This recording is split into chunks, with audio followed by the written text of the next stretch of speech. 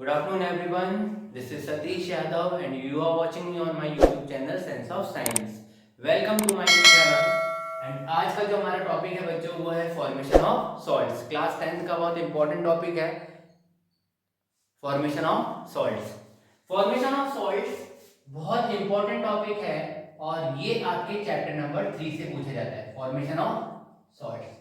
तो इसके लिए आपको सिंपली क्या करना है, जैसे मान लीजिए हम फॉर्मेशन ऑफ सॉल्ट करने वाले हैं सोडियम क्लोराइड का। किसका? सोडियम क्लोराइड का।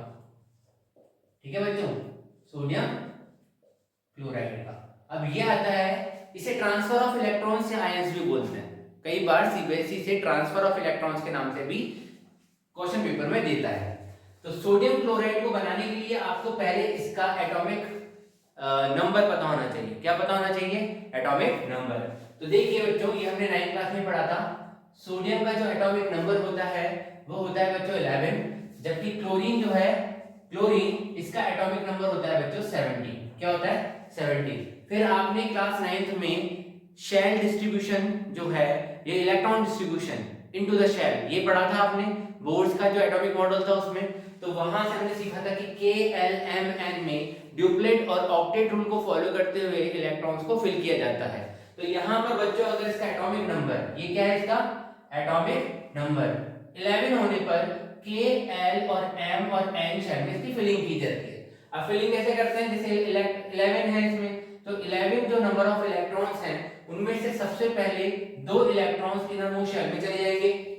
फिर बचे कितने? अब 11 में से कितने चले गए? 2 चले गए, तो बचे 9। अब 9 इलेक्ट्रॉन चले जाएंगे इसके, सॉरी 9 नहीं, इसमें 8 जाएंगे क्योंकि डुप्लेट नहीं और ऑक्टेट फॉलो करता है। क्या फॉलो करता है? ऑक्टेट फॉलो करता है। तो यहाँ पर 8 इलेक्ट्रॉन्स इसके आउटरमोस्ट शेल में जाएंगे। अब देखो बच्चों, यहाँ पर इसका 1 इलेक्ट्रॉन बच गया। कितना बच गया? 1 इलेक्ट्रॉन बच गया। वापस से समझा देता हूँ। K शेल में 2 इलेक्ट्रॉन जाएंगे, डुप्लेट इनरमोस्ट शेल है। फिर जितनी भी शेल्स है इसमें 8 इलेक्ट्रॉन्स जाते हैं, तो 8 इलेक्ट्रॉन जाने के बाद भी इसके पास 1 इलेक्ट्रॉन बच गया।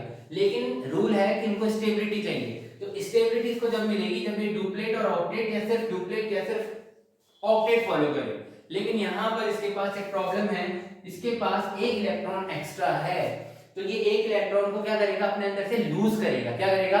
लूज करेगा। अब देखिए, ये लूज करेगा तो ऐसा तो नहीं है ना कि आपके पास में कोई चीज पड़ी हुई है और आपने राह चलते इंसान को दे दिया। नहीं, ऐसा नहीं होता है। किसी को जरूरत है तभी वो आपसे वो चीज ले सकता है। तो यहाँ पर इसके पास 1 इलेक्ट्रॉन की मतलब आप ये बोल सकते हो ज्यादा है, तो ये इसे लूज कर रहा है। तो उसी वक्त ये किसको ढूंढेगा? जिसके पास 1 इलेक्ट्रॉन की डेफिशिएंसी होगी। तो देखिए, अगर हम इसकी शेल फिलिंग करते हैं K, L, M और N, तो देखिए इसके पास है 17 इलेक्ट्रॉन्स। तो सबसे पहले में ये भी 2 इलेक्ट्रॉन भेजेगा, फिर 17 में से 2 चले गए तो 15 बचे। सेकंड में 8 इलेक्ट्रॉन ही आ सकते हैं, तो कितना हो गया बच्चों?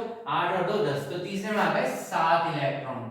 अब या तो ये 7 इलेक्ट्रॉन से एक और इलेक्ट्रॉन ले ले, किसी से 1 इलेक्ट्रॉन लेकर अपने आप को 8 बना ले, स्टेबल हो जाए, या फिर ये अपना 1 इलेक्ट्रॉन, ये तो अपना 1 इलेक्ट्रॉन लूज कर देगा, या फिर अपने 7 इलेक्ट्रॉन लूज कर देगा।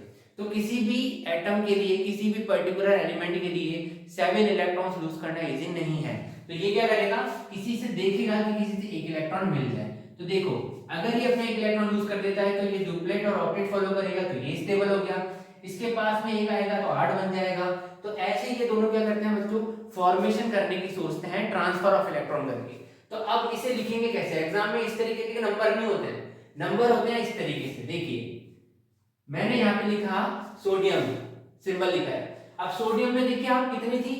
2, 8 और 1 की इलेक्ट्रॉनिक कॉन्फ़िगरेशन थी, तो मैंने यहाँ लिख दिया 2, 8 और 1। तो इसका मतलब है कि सोडियम अभी स्टेबल नहीं है। तो अब सोडियम को अपने अंदर से 1 इलेक्ट्रॉन निकालना है बच्चों। क्या करना है? 1 इलेक्ट्रॉन निकालना है। तो सोडियम जब 1 इलेक्ट्रॉन निकालेगा, देखिए यहाँ पर इसने 1 इलेक्ट्रॉन निकाल दिया, यही 1 इलेक्ट्रॉन निकाला। तो याद रखिए कि जब हम अपने अंदर से नेगेटिविटी निकाल देते हैं तो हम कैसे हो जाते हैं? पॉजिटिव।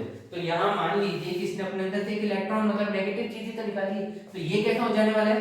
पॉजिटिव। लेकिन कितनी नेगेटिविटी निकाली है? तो 1 इलेक्ट्रॉन निकाला है, तो चार्ज भी कैसा आएगा? +1 का। मतलब ये सोडियम का +1 मतलब हमने 9th क्लास में पढ़ा था कि +1 मतलब लूज करने वाले जो होते हैं वो होते हैं कैटायंस। क्या होता है? जो कैटायन। तो ये सोडियम का क्या बन जाएगा? कैटायन। क्या बन जाने वाला है? सोडियम का कैटायन। और अब मुझे बताइए 2 8 अभी एक तो लूज कर दिया है, तो इस सोडियम कैटायन की जो पर्टिकुलरली वैलेंसी होगी वो +1 है और ये है 2,8 इसका इलेक्ट्रॉनिक कॉन्फ़िगरेशन। तो इस तरीके से आपको एग्जाम में रिप्रेजेंट करना है। सेम हम क्लोरीन के साथ करेंगे।